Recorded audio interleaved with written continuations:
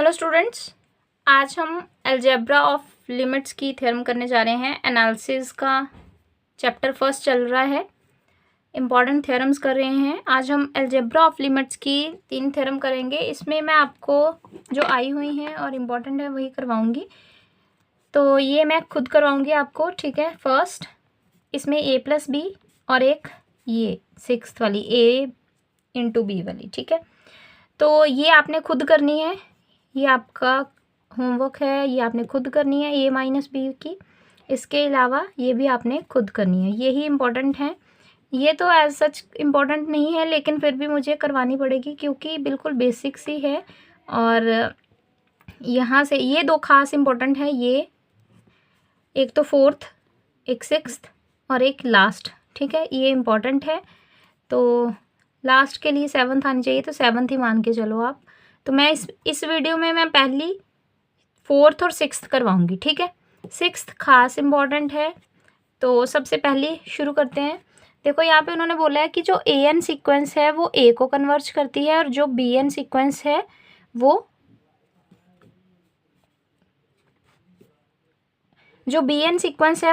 b को converge कर रही है, ठीक है। 2 सीक्वेंसेस हैं an एंड bn। जो an है वो a को कन्वर्ज कर रही है, जो bn है वो b को कन्वर्ज कर रही है। देन मुझे प्रूव क्या करना है कि an का मॉडुलस इक्वल होगा a के मॉडुलस के, ठीक है। और an प्लस bn, अगर दोनों सीक्वेंसेस के एलिमेंट्स को ऐड करते जाओगे तो सीक्वेंस किसको कन्वर्ज करेगी? जो पहली सीक्वेंस है a प्लस दूसरी सीक्वेंस जिसको कन्वर्ज करती है b, दोनों की लिमिट्स के सम को, ठीक है। सीक्वेंसेस का सम कन्वर्ज करता है लिमिट्स के सम को। और इसके अलावा सीक्वेंसेस का डिफरेंस, जो नई सीक्वेंस बनेगी उनके डिफरेंस की, उसकी लिमिट लिमिट पुट करेंगे तो वो किसको कन्वर्ज करेगी? a-b को। यानी कि अगर सीक्वेंसेस का डिफरेंस करेंगे तो लिमिट का भी क्या होगा? डिफरेंस। अगर सीक्वेंसेस का प्रोडक्ट करेंगे तो लिमिट का भी क्या होगा? प्रोडक्ट, ठीक है। तो सबसे पहले an का मॉडुलस कन्वर्ज करता है a के मॉडुलस को। यानी कि अगर सीक्वेंस पे हम मॉडुलस डाल दें, तो लिमिट पे भी क्या होगा? मॉडुलस होगा, ठीक है। तो इस चीज़ को हम प्रूव करेंगे, लेकिन हमें गिवन क्या है कि an सीक्वेंस a को कन्वर्ज कर रही है, ठीक है। तो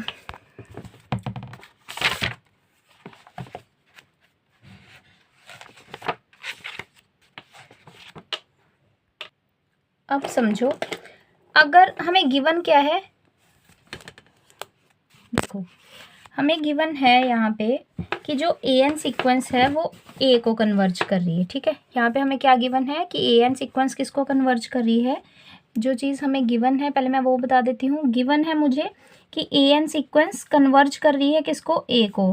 कब? जब लिमिट क्या होगी? n टेंड्स टू इन्फिनिटी, ठीक है। प्रूव क्या करना है? टू शो मुझे क्या करना है, या टू प्रूव क्या करना है मुझे कि मॉडुलस ऑफ an कन्वर्ज कर रहा है किसको? a को। जब लिमिट क्या होगी? n टेंड्स टू इन्फिनिटी, मतलब कन्वर्ज करेगा इसको, ठीक है। तो सिंपल सी बात है, अगर an कन्वर्ज कर रहा है a को, तो अगर an कन्वर्ज कर रहा है a को, तो इस चीज़ को मैं ऐसे लिख सकती हूँ क्योंकि कन्वर्जेंट है, ठीक है। प्रूफ में सबसे पहले क्योंकि an कन्वर्ज कर रहा है a को, तो इसका मतलब क्या हुआ? an और a का डिफरेंस क्या होगा? लेस देन होगा एप्सिलॉन से, ठीक है। कब? फॉर ऑल जब n क्या हो जाएगा? किसी नंबर m से ग्रेटर। यहाँ पे आपने लिख लेना है given epsilon greater than 0 however small there exist positive integer m such that, उसके बाद ये कंडीशन लिख लेनी है, ठीक है। अब मुझे इसको प्रूव करना है, तो मैं सिंपल क्या करूँगी? मॉडुलस डाला an के मॉडुलस का, डिफरेंस चेक किया मैंने an के साथ, ठीक है। हमें पता है कि डबल मॉडुलस, जब मैंने पहले दिन अलजेब्रा ऑफ लिमिट्स समझाया था तो उसमें मैंने ये बताया था कि मॉडुलस ऑफ किसी नंबर के को सब्ट्रैक्शन कर लो मॉडुलस करके, उनका अगेन मॉडुलस क्या होगा? छोटा होगा as compared to x minus y से, है ना। तो यहाँ पे an माइनस a ये लेस देन होगा किससे? Modulus of an minus a से, ठीक है। ये चीज़ छोटी और ये इससे ग्रेटर हो सकती है, लेस देन इक्वल्स टू। और ये चीज़ किससे छोटी है, हमने पहले बोला एप्सिलॉन से, है ना। तो ये अगर छोटी है एप्सिलॉन से, इसका मतलब क्या हुआ, विच इम्प्लाइज ए एन का मॉडुलस और ए का मॉडुलस लेस देन है एप्सिलॉन से। फॉर ऑल कब, जब एन ग्रेटर देन इक्वल है एम से। तो अगर ए एन का मॉडुलस इसका मतलब देखो, अगर A N minus A less than epsilon है तो ए एन ए को कन्वर्ज करता है। तो ये मॉडुलस तो कन्वर्जेंट की डेफिनेशन का है। इसी तरह से यहाँ पे ये वाला जो मॉडुलस है ये तो कन्वर्जेंट की डेफिनेशन का है। इसका मतलब ये सीक्वेंस कन्वर्ज कर रही है किसको, ए के मॉडुलस को, विच इम्प्लाइज कि limit n tends to infinity a n का मॉडुलस कन्वर्जेस टू ए का मॉडुलस। ठीक है, मैं दोबारा रिपीट कर देती हूँ, आई थिंक फ्रेम से बाहर हो गया था। तो x का मॉडुलस y का मॉडुलस लेस देन इक्वल है x माइनस वाई। तो अगर ए एन माइनस ए करूँगी लेस देन होगा अगर ए एन माइनस ए से, क्योंकि हमें पता है इस वजह से यहाँ पे ये चीज़ लिखी जा सकती है कि x का मॉडुलस माइनस वाई का मॉडुलस लेस देन होता है, उसका अगेन मॉडुलस लेस देन होगा किससे, x माइनस वाई से। जो चीज़ यहाँ लिखी है उसमें एक्स वाई की जगह पे ए एन और ए फिल किया है मॉडुलस में, है ना। लेस देन होगा किससे, एप्सिलॉन से। ये कहाँ से लेस आया, गिवन है मुझे, क्योंकि कन्वर्जेंट है तो लेस होगा एप्सिलॉन से। अगर ये चीज़ एप्सिलॉन से लेस है, इसको गायब करके मैंने फर्स्ट और लास्ट को लिखा है सिर्फ। तो यहाँ से ये पूरी डेफिनेशन अगेन कन्वर्जेंट की बन रही है कि ए एन का मॉडुलस किसको कन्वर्ज कर रहा है, ए को, ए के मॉडुलस को। क्यों, क्योंकि इन दोनों का difference in modulus less than है एप्सिलॉन से, तो ये इसको कन्वर्ज कर रहा है। ठीक है, अब नेक्स्ट पार्ट में उन्होंने बोला है, अब मैं बताती हूँ आपको, ये जो नेक्स्ट पार्ट है A N plus B N converge कर रहा है किसको, ए प्लस बी को। तो इसके लिए हमने पहले तो लेट कर लेना है, ठीक है, यहाँ से, ठीक है, यहाँ, ठीक है। ए एन ए को कन्वर्ज कर रहा है, बी एन बी को कन्वर्ज कर रहा है। Epsilon greater than 0 however small there exist m1 m2। एक ए एन के लिए m1 का यूज़ किया और ए के लिए बी एन के लिए m2 का यूज़ किया। और यहाँ पे एप्सिलॉन बाय 2 क्यों लिखा है, क्योंकि जब हम लास्ट में दोनों को ऐड करेंगे तो अगर एप्सिलॉन एप्सिलॉन लेते तो 2 एप्सिलॉन बन जाना था, इसीलिए पहले ही एप्सिलॉन बाय 2 ले लिया ताकि आधा आधा ऐड करके एप्सिलॉन पूरा बन जाए। ठीक है, तो यहाँ पे अब लेट करेंगे m इन दोनों में से मैक्सिमम, क्योंकि इन दोनों डेफिनेशन को क्लब करके यूज़ करना है, इन दोनों को कन्वर्जेंट को, तो वो तभी यूज़ कर सकते हैं जब ये चीज़ सेम हो। ठीक है, इन दोनों का यूज़ हम तभी कर सकते हैं अगर इनके फॉर ऑल के बाद ये दोनों सेम हो। तो ये दोनों सेम हो तो हमें ऑलवेज मैक्सिमम चूज़ करना है m। क्यों, मैं पहले भी बता चुकी हूँ और अभी बता रही हूँ, क्योंकि मैक्सिमम इसीलिए क्योंकि अगर m1 से इस सीक्वेंस ने कन्वर्ज करना शुरू कर दिया है तो m2 से bn ने कन्वर्ज करना शुरू कर दिया है, तो दोनों को क्लब करूँगी, इकट्ठा करूँगी, तो दोनों कब कन्वर्ज करना शुरू करेंगे, जब दोनों में से मैक्सिमम नंबर, क्योंकि इसमें से मान लो अगर ये 10 से कन्वर्ज करना शुरू किया है, ये 20 से कन्वर्ज करना शुरू किया है, 10 के बाद से ये सारे एलिमेंट्स a को कन्वर्ज कर रहे हैं और 20 के बाद से bn के सारे एलिमेंट b को कन्वर्ज कर रहे हैं। तो जब दोनों को इकट्ठा करूँगी तो इकट्ठे दोनों कन्वर्ज करना कब से शुरू करेंगे, 20 के बाद से, है ना। क्योंकि अगर मैं 10 के बाद से लिखूँ तो फिर ये तो 20 से शुरू होता है कन्वर्ज करना, तो फिर 11, 12, 13, 14, 15, 16 इन पे तो bn कन्वर्ज करता ही नहीं है। इसीलिए मैंने यहाँ पे 10 के साथ, यहाँ पे 10 नहीं लेना, यहाँ पे क्या लूँगी 20, 10, 20। तो चलो आपको डेफिनेशन समझाने के लिए एग्जांपल दे रही हूँ, इसीलिए यहाँ पे m को क्या चूज़ करते हैं, मैक्सिमम चूज़ करते हैं m1 और m2 में से, क्योंकि कन्वर्जेंट दोनों का ही बना रहना ज़रूरी है उस m के हिसाब से। तो m ऐसा लेना जहाँ से दोनों सीक्वेंसेस कन्वर्ज ही रहें। तो कन्वर्ज कब रहेंगी, जब दोनों में से बड़ा चूज़ किया जाएगा, ना कि मिनिमम। ठीक है, इसके बाद इसी सेम चीज़ को दोबारा लिखा गया है, सिर्फ यहाँ पे जहाँ m1 m2 था वहाँ पे m डाला है। अब मुझे क्योंकि ए एन प्लस बी एन को कन्वर्ज कराना है ए प्लस बी पे, तो मैंने इन दोनों का डिफरेंस चेक किया इन मॉडुलस, इसका सीक्वेंस का डिफरेंस ए प्लस बी से इन मॉडुलस चेक किया। ए एन को ए के साथ कर दिया, बी एन को बी के साथ कर दिया, बीच में साइन माइनस का था, माइनस माइनस आ गया, इधर प्लस आएगा क्योंकि ए माइनस का इसके पास चला गया, बी माइनस का इसके पास चला गया। बीच में प्लस का साइन आएगा। अगेन प्लस में मॉडुलस इकट्ठा और अलग अलग मॉडुलस करके फिर ऐड करना, वो एज कम्पेयर टू बड़ा होता है उससे, मतलब एक्स प्लस वाई लेस होता है modulus of x plus modulus of y से। ठीक है, तो मैंने यहाँ पे अब ये चीज़ किससे छोटी है, एप्सिलॉन बाय 2 से, और ये किससे छोटा है, एप्सिलॉन बाय 2 से। ठीक है, तो मैंने यहाँ पे वैल्यूज सारी पुट करके इन दोनों को ऐड करूँगी तो क्या बनेगा मेरे पास, एप्सिलॉन बनेगा। तो इन दोनों का गैप एप्सिलॉन से छोटा है for all n greater than equals to m, that means an plus B n converges to a plus b. इसी के जैसी सेम बिल्कुल a माइनस बी वाली है, वो आपने खुद करनी है, आपका होमवर्क है। इसके बाद मैं करवाऊंगी आपको प्रोडक्ट वाली। ठीक है, ये वाली प्रोडक्ट वाली। अब देखो सिंपल, ये मैं बाद में समझाती हूँ आपको। यहाँ से शुरू हो गई है। ठीक है, प्रूफ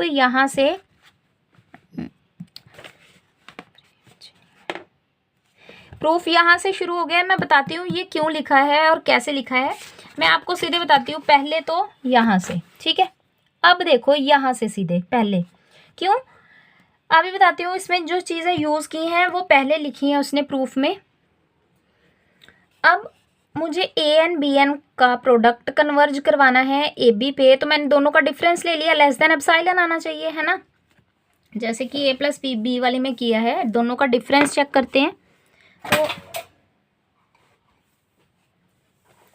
तो अब हमने क्या किया, सबसे पहले तो ए एन बी एन का प्रोडक्ट माइनस ए बी, तो इनको अलग अलग करके ए को दे दूं, बी एन को बी को दे दूं, ऐसा तो हो नहीं सकता, है ना, क्योंकि ये तो प्रोडक्ट में है।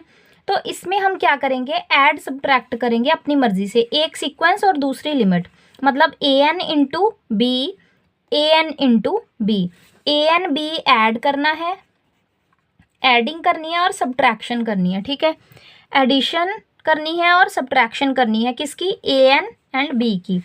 A N B N add किया, ए एन बी ऐड किया, ए एन बी सब्ट्रैक्ट किया।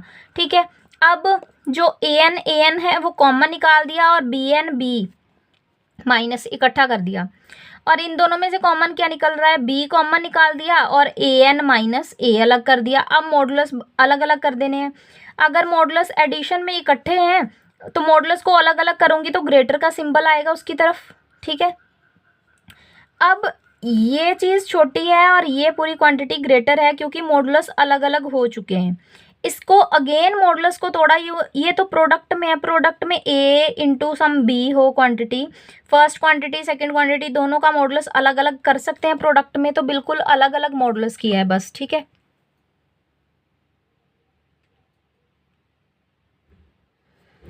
तो मॉडुलस को सिर्फ अलग अलग किया है, प्रोडक्ट में अलग अलग किया, यहाँ पे बी के साथ मॉडुलस और ए एन माइनस ए के साथ मॉडुलस। अब इसको देखो ज़रा, b n minus b in modulus, तो ये लेस देन होगा एप्सिलॉन से, क्यों, क्योंकि बी एन बी को कन्वर्ज करता है। इसी तरह से ए एन ए को कन्वर्ज करता है, तो उसका मॉडुलस भी एप्सिलॉन से छोटा होगा। लेकिन क्योंकि मुझे पूरे का सॉल्व करके फिर एप्सिलॉन चाहिए, तो पहले तो ये इनमें प्लस का साइन है, तो एप्सिलॉन की जगह मैं क्या लूँगी, एप्सिलॉन बाय 2, एप्सिलॉन बाय 2। अब साथ में ये जो नंबर लिखा है, यानी कि सीक्वेंस इन मॉडुलस और b n limit in modulus, इसको भी तो कट करना है, तो मतलब किसी तरीके से इसको भी कट करना है। तो मैंने पहले ही इंतज़ाम ऐसा करना है कि जब मैं वैल्यूज़ पुट करूँ तो ये कट जाएँ। ठीक है, अब यहाँ पे मॉडुलस ऑफ बी एन है, तो ए एन के साथ जो सीक्वेंस है ए एन माइनस ए, तो अब आते हैं वापस, इसको यहीं पे छोड़ के हम वापस चलते हैं जहाँ पे मैंने बोला था यहाँ पे छोड़ दो, मैं बाद में बताऊंगी। अब वापस चलते हैं उस पर। ठीक है, अब ज़रा समझो कैसे लिखा था वो। ठीक है, क्या लिखा था कि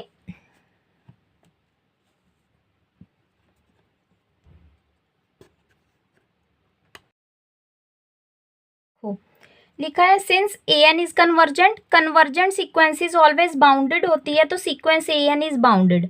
अगर बाउंडेड है तो पूरी सीक्वेंस के लिए एक पॉजिटिव नंबर ऐसा आएगा जो कि पूरी सीक्वेंस क्या होगी, छोटी, और वो नंबर क्या होगा, बड़ा, इन मॉडुलस, सीक्वेंस होगी मॉडुलस में, है ना। तो ये सीक्वेंस क्या होगी मेरी, बाउंड है, तो मतलब आगे भी एक नंबर पीछे भी वही नंबर माइनस में, इन दोनों को क्लब करके इसको ऐसे लिख सकते हो लिमिट में। तो A N sequence in modulus less than है एम से, क्योंकि बाउंडेड सीक्वेंस है। इक्वेशन 1 डाल के छोड़ दिया। अब आए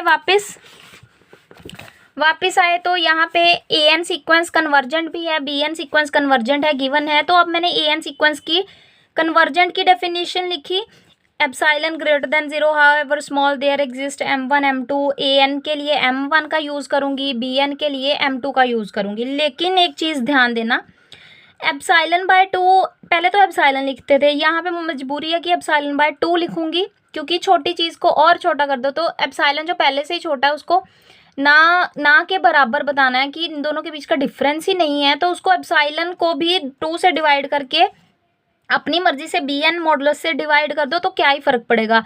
तब भी वो छोटा था, इन दोनों के बीच का डिफरेंस तब भी ना के बराबर था, और अब भी क्या होगा, ना के बराबर का, क्योंकि एप्सिलॉन को अगर 2 से डिवाइड भी कर दोगे तब भी वो छोटी क्वांटिटी ही रहेगी, और छोटी हो जाएगी। इनफैक्ट बी से डिवाइड कर दोगे और छोटी हो जाएगी। तो छोटी, वैसे भी तो हम यही बोल रहे हैं कि इनके बीच का डिफरेंस ना के बराबर का है, तो मतलब बिल्कुल ही छोटा है। अब मैंने बी एन सीक्वेंस बी को कन्वर्ज करती है, तो मैंने एप्सिलॉन से लेस लिखते थे, लेकिन यहाँ पे एप्सिलॉन बाय 2 और साथ में m लिखेंगे। m क्यों लिखा है, क्योंकि कोई नंबर नीचे डिवाइड में डाल सकते हैं, और नंबर m ही क्यों, वो यहाँ पे अभी आपको ज़रूरत पड़ने वाली है। अब वापस आ गए उसी जगह पे जहाँ पे इक्वेशन में पुट करना था, तो A N sequence in modulus मतलब m, A N sequence bounded भी तो थी, तो लेस देन डाल के यहाँ पे m लिख सकती हूँ, क्योंकि पिछले पेज पे मैंने बताया कि सीक्वेंस मेरी क्या है, मॉडुलस m से छोटी है ना। पिछले पेज पे हमने जो इक्वेशन 1 बनाई है वो इसी वजह से बनाई है। Less than m, b n minus b का डिफरेंस एप्सिलॉन बाय 2m, इसीलिए यहाँ पे m डाला था ऊपर ताकि ये कट जाए, m कैंसिल हो गया, प्लस b मॉडुलस में एप्सिलॉन बाय 2b इन मॉडुलस। तो यहाँ पे आपने बाद में डाल देना है पेपर में, तो जैसे ही ये यहाँ पे चीज़ें पता चलेंगी कि कट करनी है, कैंसिल आउट करनी है, तो यहाँ पे डाल देना नीचे, ठीक है। तो कट करके ये बन गया एप्सिलॉन बाय 2, एप्सिलॉन बाय 2। अब दोनों को आराम से ऐड कर दूंगी तो एप्सिलॉन बन जाएगा। दोनों के बीच का difference in modulus less than है एप्सिलॉन से for all n greater than equals to m। तो दोनों क्या सीक्वेंस किसके बराबर हो जाएगी, लिमिट किसको कन्वर्ज कर जाएगी, ए बी को। यहाँ पे मैक्सिमम वाला मैंने पार्ट नहीं बताया, क्योंकि ये पिछले वाले में जस्ट पिछले अभी जो इसी वीडियो में पिछली थ्योरम की है उसमें भी यही था। सेम चीज़ को यूज़ तभी कर सकते हैं जब मैक्सिमम चीज़ चूज़ कर लेंगे दोनों में से m1। इसी चीज़ को दोबारा से लिखना है सेम टू सेम बिल्कुल, लेकिन यहाँ पे m1 m2 की जगह पे m डालना है, और कुछ चेंज नहीं है, ठीक है। तभी हम इन चीज़ों का यूज़ कर सकते हैं यहाँ पे, ठीक है। तो आई होप आपको समझ आ गया होगा। अगर थोड़ा टफ लगे तो आप वीडियो को रिपीट देखेंगे तो आपको ज़रूर समझ में आएगा। मैंने अपनी तरफ से पूरी कोशिश की है समझाने की, ठीक है। इसके बाद नेक्स्ट वाला आपने खुद करने की कोशिश करनी है। वैसे तो प्रोडक्ट वाला ही इम्पोर्टेंट है ज़्यादातर, या समिशन और सब्ट्रैक्शन वाला, ठीक है। तो मिलते हैं अगली वीडियो में, तब तक के लिए thanks for watching this video.